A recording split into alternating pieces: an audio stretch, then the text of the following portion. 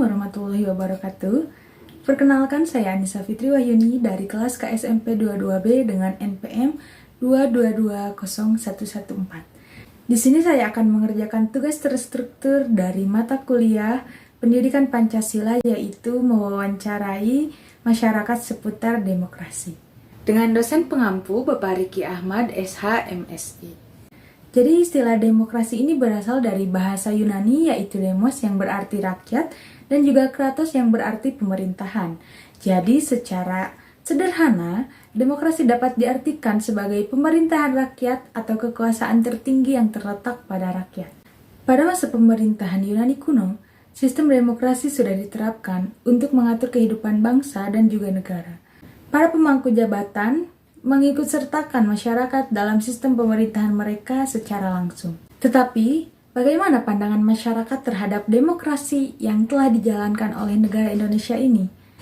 Untuk mengetahui jawabannya, mari kita wawancara narasumber terhadap pandangan mereka atas demokrasi yang telah dilaksanakan di negara Indonesia ini. Untuk itu, saya serahkan kepada reporter saya yang telah bersama narasumber. Silakan Anissa. Baik, di sini saya sudah bersama narasumber, yaitu Ibu Herawati. Apa kabar Ibu? Baik.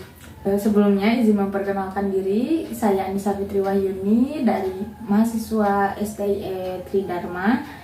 Saya mendapat tugas untuk mewawancarai masyarakat tentang demokrasi.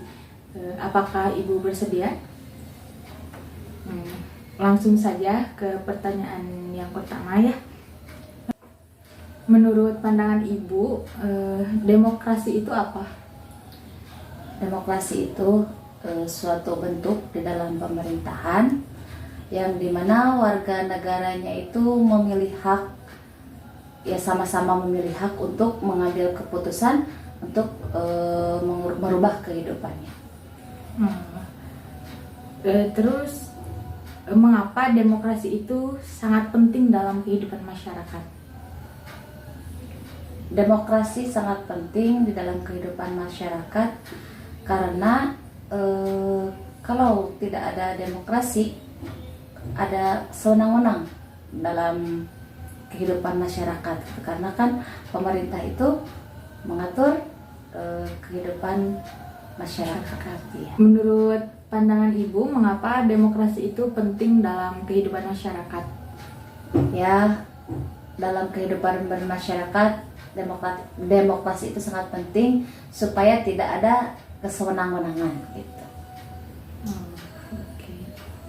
Bagaimana peran pendidikan dalam kaitannya dengan demokrasi? Apakah itu penting atau ada kaitannya gitu?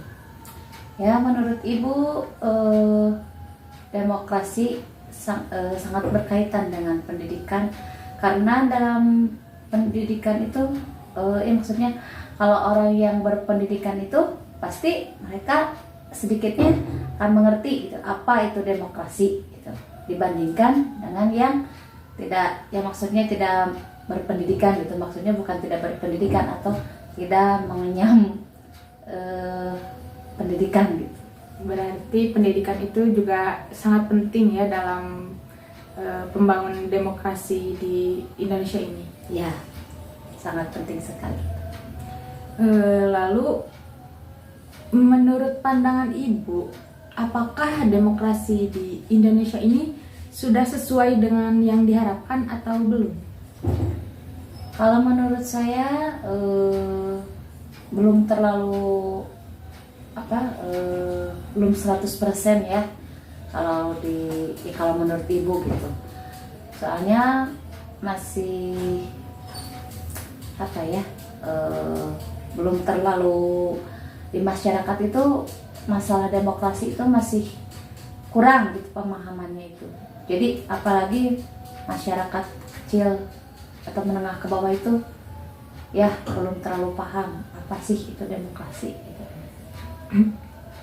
Tadi kan sudah dijelaskan ya di awal bahwa rakyat itu diikutsertakan dalam mengawasi jalannya pemerintahan. Yeah. Nah, apakah itu sudah terlaksana dalam demokrasi sekarang ini gitu? Sepertinya kalau pada saat sekarang ini masyarakat belum terlalu ikut andil gitu, dalam masalah demokrasi di pemerintahan. Kalau menurut Ibu seperti itu. Berarti masyarakat itu masih kurang atau kurang. tidak diikut sertakan dalam mengawasi jalannya pemerintahan, seperti itu. Lalu bagaimana kebebasan mengutarakan atau mengemukakan pendapat di negara ini? Apakah sudah sesuai dengan Undang-Undang Pasal 28 dan Pasal 28E ayat 3 yang berbunyi setiap orang berhak atas kebebasan berserikat, berkumpul, dan mengeluarkan pendapat? Menurut pandangan Ibu, apakah undang-undang tersebut sudah sesuai dengan yang ada di masyarakat atau bagaimana? Kalau berkaitan dengan undang-undang atau pasal yang tadi disebutkan, sepertinya masyarakat yang menengah ke bawah itu belum terlalu memahami bagaimana cara mengambil keputusan atau bagaimana cara berpendapat gitu di dalam pemerintahan. Karena kan ya kebanyakan ya mungkin apalagi dengan sekarang adanya media sosial itu kan sangat sangat kritis gitu. Kalau melihat apalagi kan kalau sekarang itu di media sosial, kalau misalkan ada apa saja yang komen atau gimana gitu kan, sekarang itu langsung aja gitu kan, banyak netizen kayak gitu ya. Betul. Iya, jadi apalagi kalau masyarakat yang belum paham itu untuk mengemukakan pendapat, ya pendapatnya itu kayaknya kalau yang tidak berhubungan dengan pemerintah itu kayaknya nggak terlalu digubris gitu ya. Jadi kayaknya ya diabaikan saja gitu. Sepertinya seperti itu. Ibu sudah berapa kali mengikuti pemilu? Ya kurang lebih kalau nggak salah adalah 5 kali. 5 kali. Iya. Oke. Nah kan sebentar lagi pemilu nih. Iya. Apakah sudah memiliki calon atau pilihan gitu?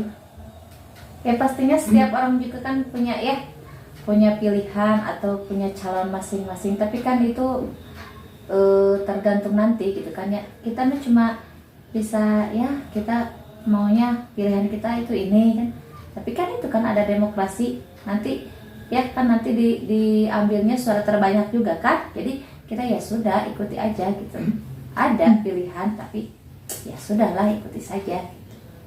Nah, menurut Ibu atau pendapat Ibu, kriteria pemimpin yang seperti apa yang nantinya diharapkan untuk memimpin negara Indonesia ini? Kriteria pemimpin yang bisa memimpin ya, yang bisa membuat negara maju dan juga bisa memperhatikan terlebih masyarakat kecil, tidak hanya di pemerintahan aja gitu. Jadi lebih memperhatikan masyarakat kecil gitu. Iya. Oke.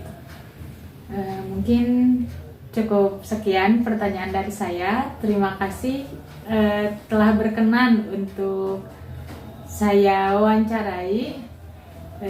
Terima kasih atas waktunya. Sama-sama.